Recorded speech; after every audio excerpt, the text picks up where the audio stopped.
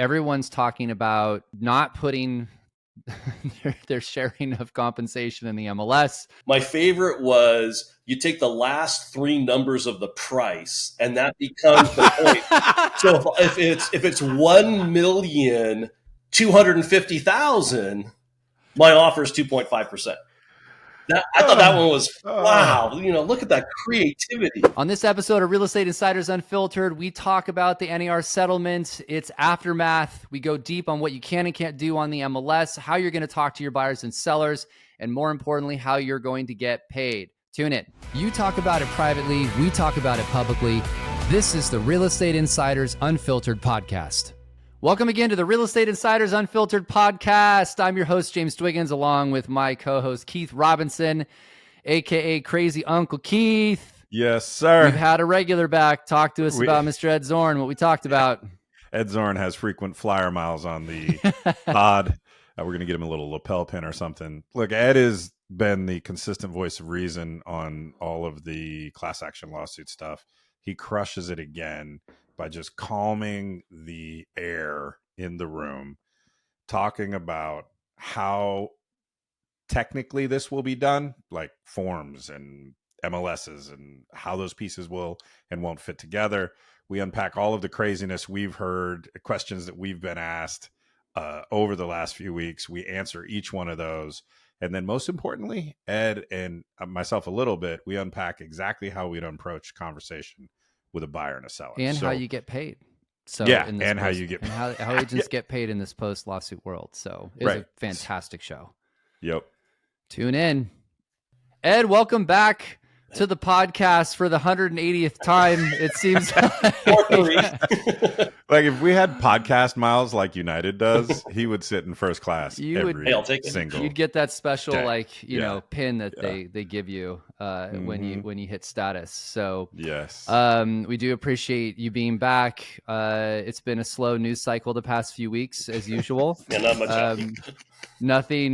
Nothing inaccurate being reported. Haven't seen realtors running through the streets, burning with buildings next to them. So crazy new ideas on how it's super easy to just pop up an MLS like it's no big deal. Just all sorts of stuff. And the mainstream media has done a really good job of being pretty much 100% wrong on most of their reporting, which has been fantastic to read. So I always love that. If we're gonna bash the media, this pod's gonna be very long. Let's just call a spade here. So sure.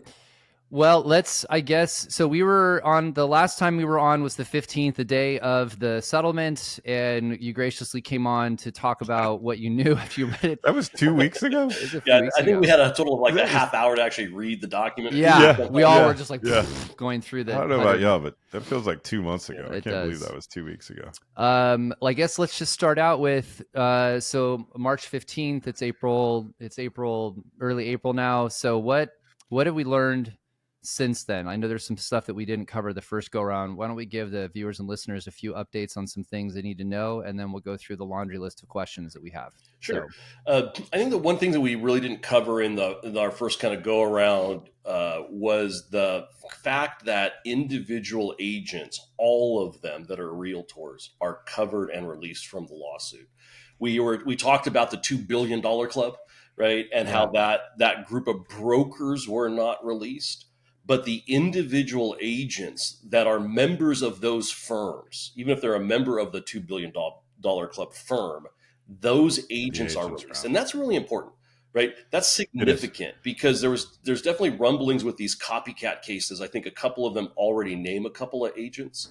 I know there are other copycat cases where the plaintiffs have been given permission to file an updated case, an updated complaint, a first amended complaint. This is very normal in these cases. And the anticipation was that they would be adding, high-end agents who do a lot of volume into those cases. And so there was potential liability in these cases, definitely at the individual agent level. So they are negotiating that release to that breadth was very helpful, I think, even for those, agents, those big companies. one thing I want to make sure we mention, this is still a proposed settlement, correct? Yes, it is still a proposed right. settlement. So- I do not believe I've heard of it being filed yet with the court, which I haven't will either. trigger some of the first rounds of deadlines and timeframes being established. So it does still need to be approved by the court. Yeah, I just wanted to reframe that before we started digging in again, because I keep hearing a massive lack of people mentioning that as a key point. Like, this is true as of what we know it today without this being finalized. The other disclaimer we usually do on this topic is none of us are your broker of record. One of us was a practicing attorney. Still, yeah. So two or not, we're giving you our read on the situation as three human beings who spent a tremendous amount of energy trying to process this and think about what it means for residential real estate. We're not your broker. This isn't legal advice, and we're not telling you how to sell residential real estate in your city or town. This is a proposed settlement that we believe. Let me ask this question. Do we believe that it will go through as written? Do you think that's highly likely, possible, unlikely? I think the rules portion is extremely likely to make it through. Because it's clear and concise. I'm very optimistic and hopeful that the economic resolution will make it through, but I think that portion is much more subject to potential attack than the rules part. I've had people ask. Go ahead.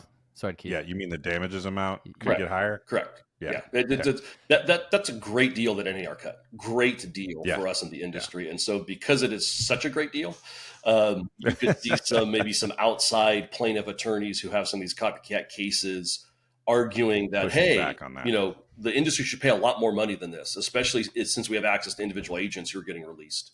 I think that portion would be the most likely to be the subject of an attack. The other thing is people have been speculating the DOJ will file a statement of interest like they did in the No Select case. And I mean, you tell me if I'm off, Ed, but I feel like Ketchmark's a smart guy. He probably talked to the DOJ before they cut the settlement. I think that's probably a safe assumption. And really, when I look at the settlement, I don't know what the DOJ is going to complain about. The part here that people would probably refer to is the keeping of the commission sharing model, but you got to remember the context of the settlement. So when you go to paragraph 68, which is the section for us as MLSs that dictate the rule changes, right? The practice changes we have to implement as a multiple listing service. There are 13 things we got to do. Some of them are technology based, remove the fields. Some of them are rule based, right? Create rules that require a buyer rep agreement before you show a property. Some of them are kind of practice-based, right? And then there's one section, only one little section, it's the last one, that says, hey, the practice changes don't include, and then A is we can't, as an MLS, make a rule or engage in some kind of enforcement that if some broker, all on their own, individually, wants to create a business plan or a business model that's based on commission sharing, they can go do that, right? We as MLSs can get in trouble if we kind of expand our regulation beyond things that go to the concepts of the broker cooperative. And I think that's why that section is in there. It's not necessarily an encouragement or a endorsement that this is great. It's a statement to us as MLSs to make sure we don't go beyond what our duties and obligations are in running a broker cooperative. And I think that's the better context to understand that statement. And this DOJ has been very clear, at least in their statement of interest. They're mostly concerned about steering. I believe from what I've read in that it's their belief is that the MLS and offering that co-op prior to signing a buyer rep agreement causes steering. Certainly if it's not in the MLS, that gets, in theory, rid of that. We have a lot of questions, so I want to dive really fast into this. So first is, how are agents going to learn any new commission system? So it's kind of interesting, right? Changing agent behavior is actually not that difficult. The first thing we got to know is realtors don't read. Go ahead, Keith. Right, okay. Yeah. So you can't not do it by pushing out a FAQ or a 6-page. Just send some emails, right? Yeah. Should be fine. Yeah, just pick them one email. They'll all know what to do next. We're good to go, right? We know that will never, ever work. But so how you actually change agent behavior is really two things, right? And how we change agent behavior is one, what does the MLS have as far as the add edit module, right? What do you input into a listing so that agents interact with that listing? That's one way to change behavior. The second is the forms, right? It's going to be the listing agreement and the residential purchase agreement and the buyer rep agreement in this particular pattern of changing behavior. And what you find is, what I'm going to call real agents, right? People are doing 5, 7, 10 deals a year, not the hobbyist, not the guy who does one deal every 3 years, but the people who work in the industry making a living. They know the forms and they follow the format that the forms are designed to follow. And they know how to explain them. They know how to articulate them to buyers and sellers. They know how they work with one another in, as an example, the putting together a purchase agreement, right? So I think the forms and the MLS together, how those things are formatted will dictate the agent behavior that comes next. So you're really focused on, and I think this goes to the comment you said earlier about everyone, there needs to be some collaboration on all of this stuff because, I mean, let's be honest, every state does things differently. Some states have buyer reps, some states don't. People are scrambling right now. And is there potential mistakes along the way if there isn't proper collaboration between MLSs and associations and, for that matter, the state? Because a lot of these states dictate certain agreements. Absolutely. And those mistakes can become problematic for consumers. Those mistakes can force agents to do things that they'll have to do a certain way for a short period of time and then retreat and do it a different way, longer term. And so I think kind of pulling back the reins, take a little easy, think about the consequences of the actions as it relates to the forms, the interaction with the multiple listing service. So as an example, you can't just create a new listing agreement that strips all reference to the MLS out right away.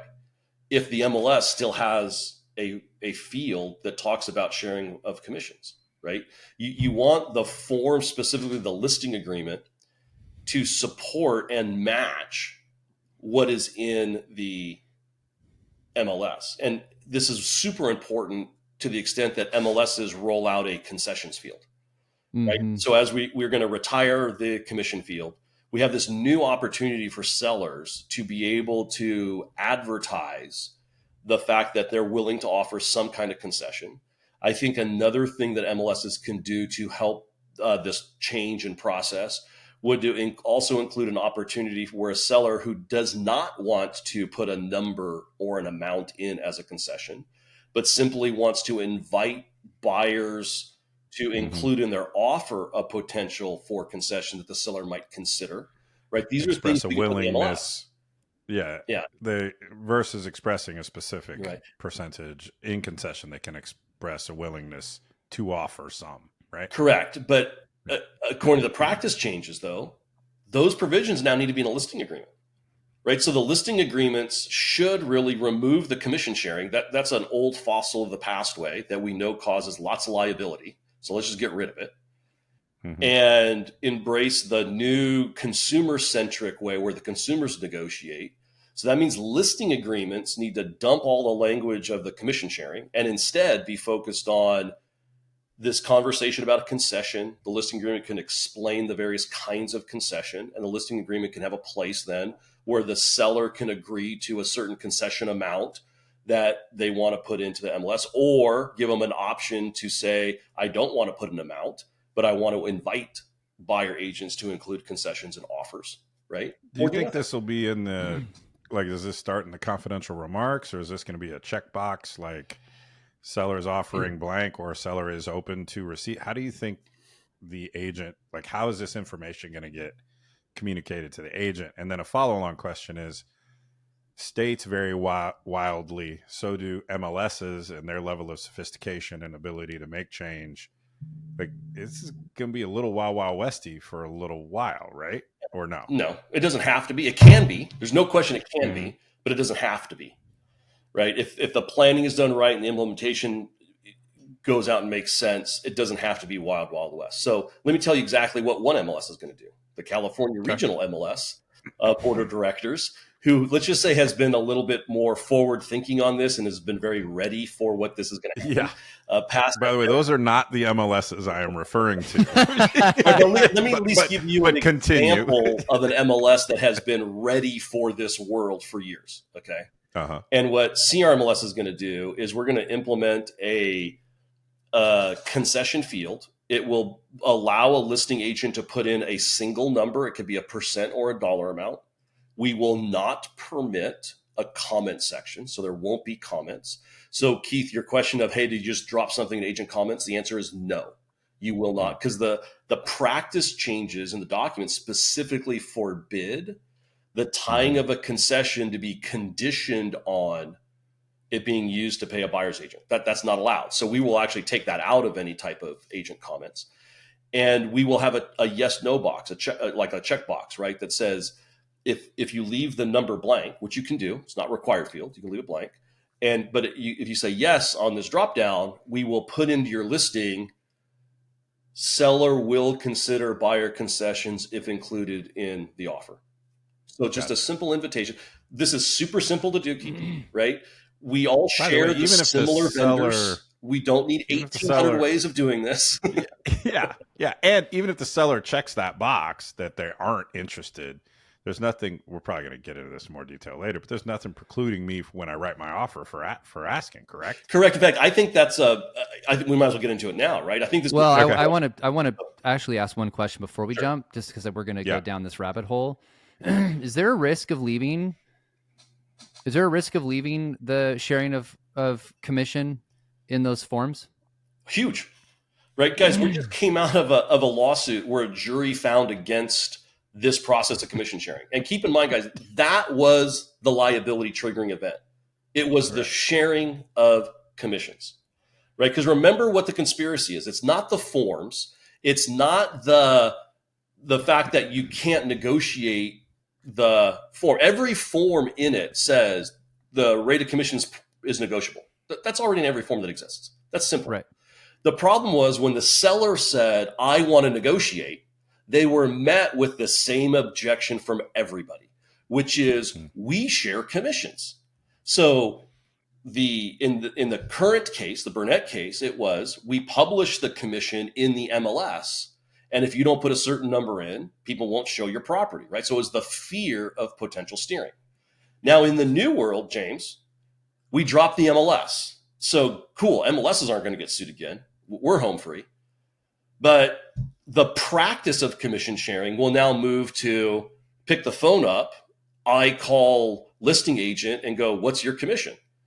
And so now in the living room, when the listing agent is pitching for the commission to be negotiated and the seller says, like they do today, I don't want to share any commission. I don't want to pay anything to the buyer's agent. The listing agent has to tell them the same thing. Well, I'm going to get a phone call that is going to ask how much of the commission is part of this deal. And if I have to respond with less than X, there's a good chance no one's going to come show your property. So you better put in at least X, right? How is that any different? If you're using the standard form, then instead of the MLS, now it's a standard form. Exactly. The defendant, the root defendant, the creator of the conspiracy are the form providers. And imagine, look at how do we do forms? Right? What do we do? We put 20, what we call in antitrust world, horizontal competitors together in a single room, and we have them vote on what do you want this form to look like, right? God. To me, the commission sharing model as an industry supported mechanism is rife with future liability. Now, again, that's completely different than Ed Zorn Realty all by myself on my own. Right. If I had my own form agreement, you had your own, I had my own, then it's okay. And that's my business. So either it's like cool.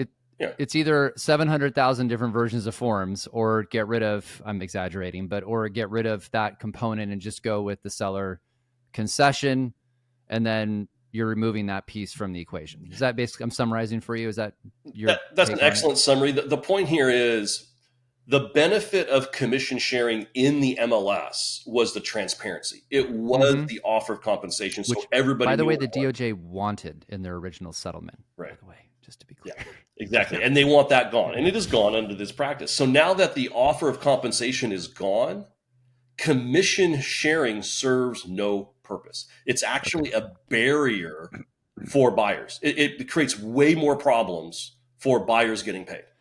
All right. So we'll move to this next question because I've got a lot I want to get through. So everyone's talking about not putting their sharing of compensation in the MLS. I love that point. Yeah. I've heard like Zillow or not Zillow, Google will just create its own thing that scrapes everybody's website. I've heard people say, let's create a new non-MLS. I'm going to put it in the comments section. I've heard all this. Put it on. Yeah. I'm going to put it on an airplane thing hanging from a plane flying through the air. Like, what is your take on all of this? Wait, can I give you my favorite one? Because I absolutely love the creativity of the real estate field. I just love doing this stuff. My favorite was you take the last three numbers of the price, and that becomes the point. So if it's 1,250,000, my offer is 2.5%.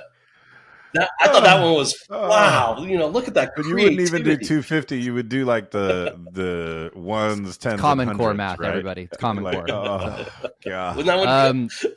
So tell us, because I saw an interview on I think it was Inman, where one of the lawyers for that was represented in the Morrell case was extraordinarily clear. Yes, that was a good article. It's a good thing to read. Their take on it. So tell us what's going to happen here. None of that is going to work. Absolutely none of that. So first off, you're going to get sued right away. So trust me, the existing, remember, guys, there's like 23 plaintiff law firm groups that are probably going to get next to nothing when this settlement goes through as plaintiff lawyers. Guess how much fun they'll have hunting out these new guys. I mean, I guess, James, they'll lounge around for maybe 6 months or a year to get enough money to make it worth suing them, maybe. But make no mistakes, you are going to get sued as operating a conspiracy. And one comment, because I forgot to make this note. I think I forgot to make this note. Because everybody's released under NAR settlement, y'all better think about joining NAR by July 1st, just for what it's worth. Because that's the easiest way out of not dealing with what Ed is talking about, further potential litigation. Just keep going. Just want to make sure I made that comment. Yeah, no problem. Yeah. So context to that, just in case this is the first time they're hearing it. If you were, and correct me if I get any of this wrong, if you're a member of NAR at the time of settlement, quote unquote, which means class notice. Class notice, which based off of this current time frame should, may be July. If you're a member of NAR at that time as an agent, regardless of brand, you're part of the release. That's my best understanding of that. Again, the timing of the class notice is still a little to be determined, but correct. Not the July part could be off. You all should plan to be part of NAR by July 1st. Correct. Yeah, and if you're complaining about $150 a year, like, come on, go get a new job. That alone, yeah. I mean, change careers. That is the best get out of jail free. That's probably a terrible analogy for this conversation, but that's a very, very inexpensive way to put this behind you. So the MLS data, you can't do this anywhere. Is that the short version of this? Even like you mentioned scraping, that's one I hear a lot, right? Hey, what happens if there's just some outside company that scrapes and they charge a fee for people to come and access that? I can tell you, when I look at our obligations as a multiple listing service, in that section where it allows the publication of sharing on your personal website for your own listings, right? The section right above that says we are not allowed to give a data feed to someone who we know that, and it says these exact words, directly or indirectly facilitates, right, the keeping of this off MLS system. Well, if I know there's a company out there that is scraping your broker website to then turn around and publish those commissions on a global site, does that trigger in me an obligation as an MLS under this term that I need to cut your feed off because you're indirectly contributing to an off MLS system that's a violation of this term? And I can't risk for CRMLS that we're not covered by this release and subject to future liability simply by giving you a data feed. That's an easy solution for me as a compliance officer of an MLS to go, hey, I'm not risking that. So if these side companies come and scrape data and do that, the easiest solution for me in the MLS is just not give you a data feed if you're going to actually publish, commissions on your site, even for your own listings. So basically, don't do it. Again, I don't understand the need. It is completely a waste of your time and not needed at any level to share commissions. It's not necessary. If you spent the energy trying to figure out how to clearly communicate with the new rules instead of trying to bend the rules to the old model, if the industry spent the same fervor and creativity and how to just talk about the way we should be talking about it going forward, we'd be fine. You'll be fine. Yeah. Like don't spend the energy trying to figure out how to tweak the system so that the square peg fits in the round hole. Spend the energy just getting better at whatever the new iteration of this is going to be, and then go win clients. Right? I've been thinking about this for a long time, Keith. I would argue that it's twice as easy to embrace the new system as the industry's MLSs as form committees than it is to try to figure out with the old system.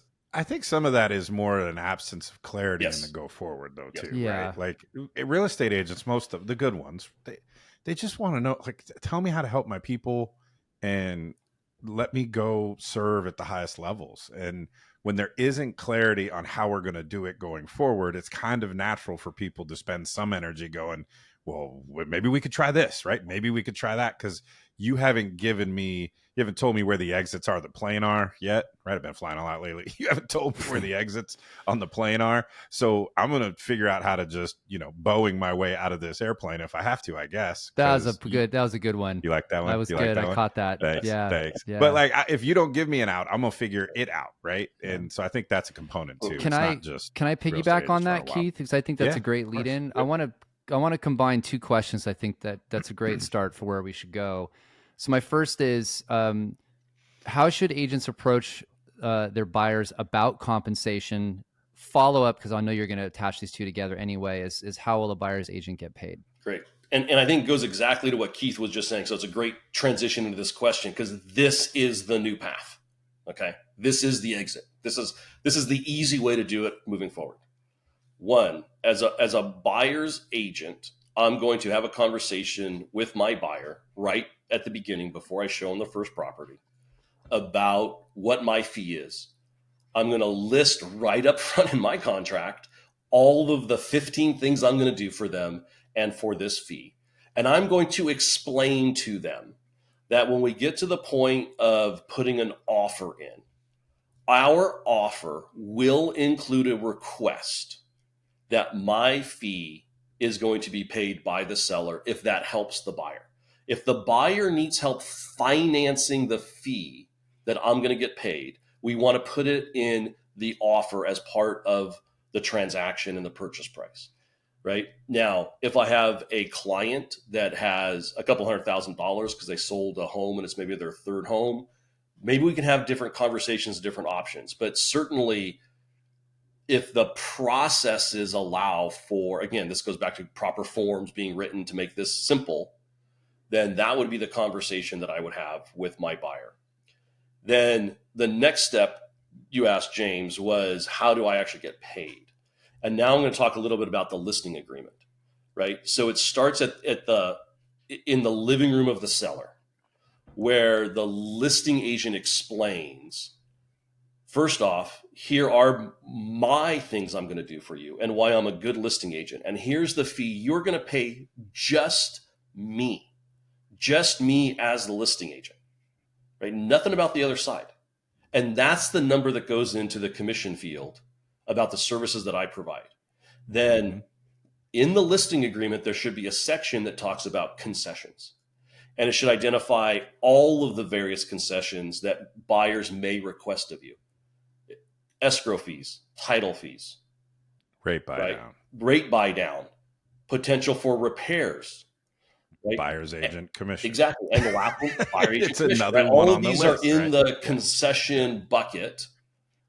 And then the conversation would be, would you like to offer or I should say communicate a bucket of concessions, all of them together, in an effort to attract more buyers and incentivize buyers to come to your property? Or would you like to check this box instead and authorize me as the listing agent to put in the MLS this statement that says seller willing to consider buyer concessions in an offer? So you don't have to commit to a number. How do you respond if the seller says, I don't want to do any of that? I'm just going to play devil's advocate because these are the questions everybody's asking. Yeah. So I don't want to give the buyer anything. Screw the buyer. No problem. So you see this CMA that I had here, and we talked about the 3 comps in your neighborhood that sold for $1 million, and we were going to do this price at $1 million. I'm going to draw your attention down here to this adjustment that I'm going to now make, where it identifies what the seller of each of these homes paid to the buyer in concessions. So if you're going to say, I want no concessions going, then we're going to back those numbers off, apply that adjustment, and instead of listing your property for the $1 million you wanted, we're only going to list it for $950 because that's what the numbers say, or whatever, $980, whatever the numbers say, $990, whatever the numbers say, we need to make that adjustment, right? Just like I'd make the adjustment for a pool, just like I'd make the adjustment for, 400 or 500 square feet or an extra bathroom, right? This is an item that would be a common adjustment. And by the way, guys, this is a legitimate marketing technique. Let me, if I can answer your question at this level of depth, James, let's fast forward to a world where days on market is 75 and we have a 5-month supply of inventory. And I want my seller wants to be the next house to sell. I'm going to say, let's work the price. Let's drive our price down as low as possible. So let's not put anything in there for concessions, and let's approach the marketplace with a low price. Maybe we get an all cash guy. Maybe we get somebody in this price range that can pay their own agent, and you keep all that money. Or we get an offer, and that offer, and now if I put my buyer's hat on, what I do in that scenario, I'm still putting an offer in on that house for my buyer client. Mm-hmm. I'm still going to ask for all of my commission in it. And if I need to, we'll simply raise the price of the house by the amount of the concessions that my buyer needs. Simple. Let's go the other way. We're in a different environment where it was, 2021. Okay. Property goes on the market and they're going to get 15 to 30 offers. Yep. Yeah, the answer is it's going to, I'll jump in, Ed, and then you can give the really smart answer. But look, if you have 15 offers, what does the seller normally care about? The seller's net, period, right? And then plus some other terms and conditions around, they might want to free rent back to finish school, so the kids don't have to move, so you don't have to move till summer, or they might, right? There's basically there, and this is an oversimplification, but it's not a radical one. We're very used to in this industry negotiating the terms and conditions. There's some industry standards given on geography, like sometimes buyers pay the title and escrow fees, sometimes the seller does, sometimes they're split. Those tend to fall along norms inside the industry. There's one big term that's going to be added to this discussion, and that's buyer's agent compensation. How much is the buyer's agent going to get paid, and how much and by whom? And that's now a variable that will go into the dialogue and into the offer writing process. And if I have a buyer who's willing to pay more than an all cash offer, but they're asking for the seller to pay the commission, a seller should be agnostic. A seller should say, hey, what's my net? Who nets me the most? And then that's the offer that I would like to move forward with. And yes, if they're $50 apart, probably not worth consuming the risk of someone that has to secure financing. If they're $50 apart, take the all cash offer, much higher likelihood of close, less risk for your $50 less dollars. If it's $5,000 less or $50,000 less, there's a risk return ratio on consuming the slightly more risky offer, or an offer that's a little less likely to close than an all cash offer. But if my net is high enough, I will accept that offer every single time. There's just a new term and condition that happens to be a bigger number than we're used to in the terms and conditions section. And the new way is better for buyers, guys. Way better. Yeah. So James, I'm playing devil's advocate just to be the person doing it, but yeah. But realize that has nothing to do with the change. Absolutely nothing. Right. Today, CRMLS has over 100 listings that offer zero compensation. The whole point of this. Wait, I thought it was all standardized. Oops, sorry. It's only in the right, in the large right, media publications. Excuse Right. me. And so today, right? Remember, with the result of all this communication is we should be seeing lots of sellers who get to negotiate their compensation and say, "I want nothing." So let's go with the current way. So what do you do now with a buyer in a multi-offer situation and the offer of compensation is exactly zero? What do you do? Again, I constantly hear this as an objection for the new way, and I always scratch my bald head with this is the current way. And in the new way, what I would advocate, and at some point we can maybe get this question right, what does the new way look like from start to finish? The new way will have a sentence in the RPA, in the residential purchase agreement, right? That has one sentence. It would say, mine would say, seller to pay Ed Zorn Realty X% of the purchase price at closing, period. If that sentence sat in the purchase agreement, then I can handle, as part of the negotiations like Keith just accurately explained, how my payment of the buy-side commission happens as part of the transaction, and it plays off of list price, other terms, concessions, all those other things, right? Mm-hmm. In the current way of commission sharing, guys, you realize in the scenario, James, you just painted, what do you do? Mm-hmm. That's not understood. That's not anticipated in the current system. What do you do? Do you go to your buyer and have them pay you? The buyer's agents that I've been talking to, once they get past the fear part, right? Once they move past that, right. I see a light bulb go off for some, not all, but for some, where they understand now that they have so much more flexibility, creativity, opportunity to curate and craft an offer. Like some of them are actually excited about the opportunity because they believe they'll win more for their buyers. And given if everyone else does it, some sort of kind of boring standard way, my creativity is I can figure out how to do this in a way that the seller is going to want my offer over the competition. Are there any downsides to this, Ed, from veterans, for example? I mean, I know that VA, they can't. That's legit. Correct me if I'm wrong, but like VA buyers just got screwed because they can't actually pay buyer's agent compensation. It's my understanding of the law. You can't finance. The veteran can't pay or cut a check to the buyer's agent, but I don't think so. Right now, we're getting the lending question, and the lending question I think is pretty resolved. If you read, in fact, I have it right here. I have the Fannie Mae printout from the selling guide. Nerd. And it says typical fees and or closing costs paid by a seller in accordance with local custom, known as common and customary fees or costs, are not subject to Fannie Mae IPC limits. Right. So IPC limits are the interested party contribution. Those are the limits that cap how much you can do. None of this is affected by lending. Lending is not impacted because if we look at the last 20 million transactions that have happened in the United States, 99% of them, the seller paid the buyer's agent. That is, if we talk about anything that's customary and ordinary and traditional in our industry, it's that.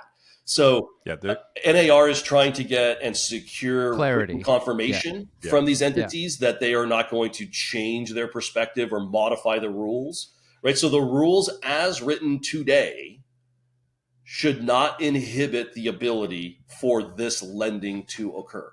You have the same problem though, James. Let's use your veteran in today's system. And the veteran wants to go to a property where the seller's offer of compensation in a commission sharing scenario is exactly zero. What is the veteran supposed to do? Right? Again, these objections have nothing to do with the new system. Mm-hmm. There are situations that occur today. And again, I would argue with the new system, the new model of consumer negotiated commissions, then the veteran would be able to include his buyer's representation fee into his offer thereby putting it on the seller's side of the transaction. It becomes a seller obligation, and that loan should go through. No And it's problem. not That's what I'm saying. The not new considered model is that how you get everything financed then? Yeah. Just for clarity, that's how we finance buyer's agents compensation in the loan. Well, Correct. and that's how we financed it before the Yeah, change. but there's so much confusion, so I'm trying to just boil it to Yes. Yes. But I guess, let me tell you what I heard, and then you tell me what I have screwed up, because I'll do it in like normal Hulk smash caveman language. If the seller is paying the buyer's agent through title and escrow or attorney closing, if the seller is paying the buyer's agent, that is not considered buyer's agent. That is not considered a credit to the buyer. Therefore, it wouldn't trigger those credit limits, or in this example for a veteran, that they are that wouldn't trigger the rules that would preclude them from being able to use that financing structure. Correct. That's my best understanding of going in and reading the rules themselves. Again, the veteran thing is always a little bit of an outlier because you're dealing with this other slow organization. Right. And again, this can all be fixed if there's a problem with an instantaneous swipe of the pen by the government. So if there's a problem, it's their fault. This is how it has been done for a very long time. Correct. For like, just take the ruling and set it aside for a second. If you're in an area, if you're listening and you're in an area where you have a lot of veterans and it's a common purchase process, how'd you do it before this announcement? Well, the seller paid you, the buyer's agent, and it wasn't something that triggered problems with a veteran's loan. So how could you do it tomorrow? Well, you could have the seller pay the buyer's agent, and it shouldn't be a problem with the process. You just do it the way you've done it before. Right. And it should roll right through. Is the only scenario then, if the seller doesn't want to do anything, zero, then they have to figure that out? Is that a different type of... You mean exactly like today when a seller wants to offer zero compensation? Yes. Yeah, but I'm just, I guess what I'm asking is for people, because I'm going down all the list of questions that I've been asked 1,000 times. Right. Yes. The other common one is that, minorities and low income Americans will have to choose between, sorry, I was going to make a public defender joke. We're going to have to choose between Johnny Cochran and a public defender, basically discount real estate versus full service. I'll just, subjective term, but just we'll call it that. Is that a reality if we're in this world where the seller wants to do absolutely nothing at all, they want to have representation, that they would have to come up with a new way to finance that in the loan? No, it's the same way you do it now. Okay. Right? Again, you just make it part of the transaction. There's no need for there to be any change or drop off in services to that community, right? Again, it becomes part of the transaction. In fact, I'm going to suggest to you it could actually be enhanced under the new model, and here's why. If you're talking about an entry-level property, the conversation I'm going to have as a listing agent with my seller of an entry-level property is, look, 95% of the potential buyers for this property need help to get in. Let's talk about the list price compared to the concessions you want to be able to provide to help them finance the things they need to get into this home. And if you want to sell this quickly for the highest price possible, I'm going to recommend to you that you really work at providing a level of concessions that will entice specific buyers to come to this house, right? Make it easy for them to be this is the first house they're going to look at because you're clearly the easiest seller to deal with. So pay for their title and escrow, pay for a loan buy down point, right? Pay for their agent fee, and let's advertise that and let's get them into your property, right? They don't have that opportunity now, right? Again, this can actually enhance and increase the ability to market to those entry level types of buyers that are trying to start their home journey. This could actually be an assistance to them. I think I agree that obviously as a logic based exercise, everything you said is accurate. Now, you put human beings into the mix, and all of a sudden logic can go out the window, right? Yep. There is going to be an increase in sellers who have read an article who just say, cool, I'm not paying nothing. I almost said something else. I'm not paying nothing because I don't want to, and now I don't have to, and I used to have to because that article told me I had to, and now I don't. and so I'm not. Right. Right. And so different agents' ability to have that conversation is going to mean that not everyone's going to be Ed Zorn, right? They should be, or they better start, get in the lab and start figuring out how to talk about these things. But for the ones who don't, they're just going to be an order taker, sign it, put it out there. And in my opinion, like, to everything you've said is accurate, but now that seller's being damaged, right? Like, really, the property is underexposed and doesn't have access to the full depth and breadth of the market, and therefore you probably will get less. But we are going to see more of that, right? Like, there's no, and I think what you're going to see is this is the separation of buyer agency. Right? Good agents will make more money than crappy agents, which is exactly how it should be, by the way. And what's going to happen is I'm going to make an offer for my buyer client, no matter how grumpy the seller is. Right. That seller's getting an offer if my buyer wants to buy that house. And I think you're going to see that in the buyer agent community, that will just be the norm. So and that was true yesterday, right? It was. It might be a low ball. Yeah, or if it was non-competitive, I might ask you to pay for stuff I didn't used to ask you to pay for, right? Like, that's how great agents did it. So let me steer this in another direction. Great. Now we're on a list somewhere again. So I was referring to the car. Okay. Okay. So does listing agent need to get a buyer rep agreement signed to hold an open house? I've heard this one quite a bit, actually. No, I think this is going to be, again, we're putting a little cart before the horse. NAR's Emerging Issues Advisory Board is meeting this week to kind of look at what are the rules that are going to be changed in the MLS handbook, which is the policy manual MLS has used to craft our rules. I think because the rule is tied to access, right? We already have a bunch of rules in the MLS about accessing a property when you're a buyer's agent. This is just going to be one more section in that body of rules. It's going to say, hey, before you can grant access to a property as a buyer's agent, you need to have a written agreement with a buyer that has at least these terms in it, right? And I think the next sentence should say something along the lines of, nothing in this rule creates any additional obligations or duties on behalf of the listing broker, right? Because remember, the listing broker already has permission from the seller to open the front door and show anybody they want the house. He doesn't need the cooperative aspect of the MLS rules and those processes to do that. So there's absolutely no reason why a listing agent should have to sign an agreement with someone showing a property, because a listing agent represents the seller, and they have the freedom. It's the seller's house. Seller can open the door for anybody they want. And we as an MLS should be in no way telling a listing agent what they can and can't do in opening a front door they have with their own client. It has nothing to do with the MLS, right? So no, there's no reason to have that agreement. Now, if that buyer says, I want to put an offer on the home, I think the listing agent has two choices here. Depending on, again, this will be dictated by somewhat with your state laws, different things like that.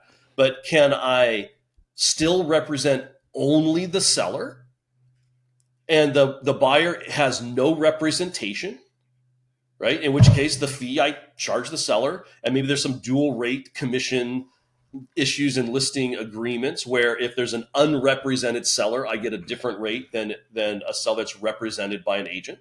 Right? I think that will become more prevalent. Or does the buyer say, you mean buyer? I missed on that. You meant the buyer or the seller? I missed that. No, you mean double ending, right? No, it's not double ending. Remember, there's no law that says the buyer has to be represented. So it's not double ending. What I'm talking about is I have one rate unrepresented. For unrepresented that's a little higher, because on an unrepresented buyer, as the listing agent, I got to do more work. I got to write. You said seller, which is where I got confused. That's why it's okay. I was just making sure I was catching that. So I'm representing the seller, but it's an unrepresented buyer. Correct. Is what you were saying. Correct. Okay. Right. So I may get a little bit more money than if the buyer's represented by an agent. Except in states where that's not legal, or is that going to be now a carve out? I don't know. Are you saying unrepresented? So unrepresented, there isn't anywhere that I'm aware of where a buyer can't choose to do an unrepresented. I'm talking about dual agent. I moved that to dual agency. So now you're asking. So that's the next scenario, right? Where the buyer then says, "Hey, I want to hire you, listing agent, to represent me." At that moment, in my opinion, then you're going to need to do a buyer representation agreement. right? To foster the agreement between Right. you and the buyer and whatever that side is. It has nothing to do with the seller at that point, right? Other than the fact that the seller has to approve that dual agency in most states, right? But putting that issue aside, it has nothing to do with the money with the seller, because now the buyer is represented. So the seller is paying the lower number of a represented buyer, and the listing agent, you get whatever fee you can negotiate based on the services you're going to provide to that buyer. I hate dual agency. I'm just going to say it again. So, but it doesn't impact or slow down or hamper the listing agent's ability to show the property to whoever they want. So, follow-up question on that, and we have only so much time left here, so I want to make sure I get these in. Mandatory buyer rep agreements before you show a property, to me, levels the playing field. Just keeps it so everybody's following by the same, as long as everybody does it. Do you think there's going to be this big push for brokerages to do exclusive versus non-exclusive? I know that certain states require it at the state level, most don't. Is it going to be wild? Buy side? I'm talking buy side. Do you think there's going to be wild west on buyer rep agreements for a while, and like states are going to step in? Like what? Trying to understand where you think that's all going to go. I think we're going to have competition in the quality of your form, because every buyer is going to have to sign one, right? So you can't have a really crappy, complicated, long, small type, all broker-centric form, because someone like what lawyers drop. A good buyer's agent's going to roll in and give them a nice, clean 2-page form that talks about all the great things I'm going to do for them, and still has the legal requirements that are necessary, but it's going to be written in a very consumer-friendly way that respects the consumer's needs. So I think you're going to see competition in buyer forms, and that's going to help you win clients, right? So the form you use will be very important. So forms will be dictated at the broker level, not at the state level? Again, it depends. If you have a great state forms committee who understands the needs of a consumer, then sure, use the state form. But if my state puts out a 4-page, 8-point type that talks all about commissions on the first page and has 2 duties for me on page 6, I'm not using that form. Isn't it my understanding that some states require the use of their form? Correct. Obviously, in that scenario, that's going to be dictated by your particular state. So my question is, do you think you're going to see more states follow that route to standardize it? I doubt it. Interesting. I don't see why they would need to. Right? Again, unless there's some kind of buyer abuse. Unless there's some kind of buyer abuse by the industry, I don't see why you would need to have a state mandate the form. All right. We've only got like 2 minutes left. So I want to just summarize, you and Keith, just real quick. Let's just summarize what listing agents need to be talking about with their sellers now, with all the glorious headlines about residential real estate. And then same thing with buyers agents. Let's finish the pod on those 2 things. Start with sellers. What do you need to be communicating with what do listing agents need to be communicating with sellers right now about all of this stuff? And the same thing with the buy side. Ed, go for it. Okay. So I would say as a listing agent, what I would explain right now is I would focus on the services that I'm providing and the fee that I'm going to charge for my services. And what I would explain to them is, again, currently we have this sharing system in the MLS, but that's going away. So I would prep them for a future either amendment or adjustment in this process, right? That as the forms and things change during the pendency of their deal, right? That I may be coming back with some additional forms that have a different way of handling that compensation, and that the world is moving to, and our area is moving to, buyers are going to pick their price. Buyers are going to negotiate the fee that the buyer's going to pay, and you as a seller need to be ready to help the buyer finance the buyer's fee. The buyer's paying it. The buyer wants to finance it. They just need you to help by including that in the transaction as we discuss that when we actually see an offer. Okay. And on the buy side? I think on the buy side, it's all about selling your value proposition, which first thing means you need to have a good value proposition. Yeah. Right. Don't miss that step. Make sure you understand these processes, these changes. and be very comfortable with explaining the benefits of buyer representation, buyer agency, and what your role is in the transaction. And don't be afraid to ask for the fee and the value that you need, that you think compensates you well. Okay. Keith, you want to wrap us up? I do. What's interesting is it isn't, I'm not trying to just downplay this. It is a large change for our industry. Lots of headlines, lots of noise, lots of conversations. And you strip it all away and it's not wildly different. Right. The biggest difference is we now, as an industry, are going to have a conversation around money with a buyer much earlier in the process than we historically have, even though we should have been, in my opinion. The last part was my opinion. So, like your listing agreement, you should have always been showing the value that you provide and what you get paid for that value. We are going to have to talk about how there, at some point, if you're meeting with a seller or a buyer today, at some point in the future, we could have a change midstream in our process, and I'll update you when we get there. That needs to be part of your buyer consultation and your listing consultation today.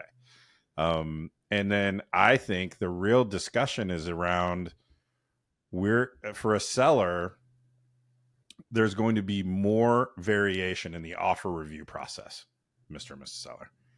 The biggest change here is going to be offers are going to be more diverse. And when we review offers, I'm going to have to explain to you it'll be a little more complicated, but that's what I'm here for and what I'm here to help with. And we'll focus on the terms that are most important to you in your net. And that is what I will help you discern as we review these multiple offers or the one offer that comes in. You know what I love about what both of you just said? I walked away from this smiling only because, in a way, unless I misinterpreted this, in a way, this actually just made a real estate agent even more important, because if you're on your own, good luck. This isn't going to be easy to figure out how to write a contract in a multi-offer situation on your own with all of this stuff. I think that it comes back to this point that this industry needs to level up. We need to just learn some of these things, get comfortable with it, start having these conversations. Brokers need to be training around this. We need to role play this. We need to have this discussion deeply now before July. And then we're going to be able to educate consumers on this stuff and explain to them what it is. I had this debate, I'll leave it here, this debate with somebody not too long ago on LinkedIn, because I don't know why I'm just talking with all the trolls, but they're like, the agents are going away and people are going to do it on their own. I'm like, well, in the 80s, for FSBOs, for sale by owners was 15% of the market. I had to do the stats. I always love stats. I'm like, it's 7% now. Yeah. In the advent of technology, and the prices have gone up, and you could say agent commissions have gone up, even though they've actually gone down. Like, you could say all of these things, yet the American consumer continues to want to have somebody do it. You know why? Because we're lazy as shit and we want convenience. Because we do. we literally want convenience. I just make this point because I wake up and I've got a 3-year-old and my wife has a career and I've got a career. And the last thing I'm going to do is be like, I'm going to wake up and sell my own house, and I'm going to move my own stuff. And I'm going to do, I don't have time to do my own gardening. What am I going to find time to do anything else? So I just think that there's an opportunity for the industry to get better. Ed, thank you for bringing transparency as usual. It always like the people running through the streets burning. It's like, it stops. Like there's like a firefighter going, hey, everybody calm down. And let's keep doing this over the next few weeks as you learn new stuff, and just keep sharing with everybody, because I think that once we get some of the facts out there, I think people realize this isn't going to be as massive of an issue. So Ed, as usual, thank you, my friend. Thanks for the opportunity. We'll see you on the next podcast. See you in a couple days, couple weeks, whatever. We know it'll be soon. All right, buddy. Right, Thanks. take care, guys. Take it easy.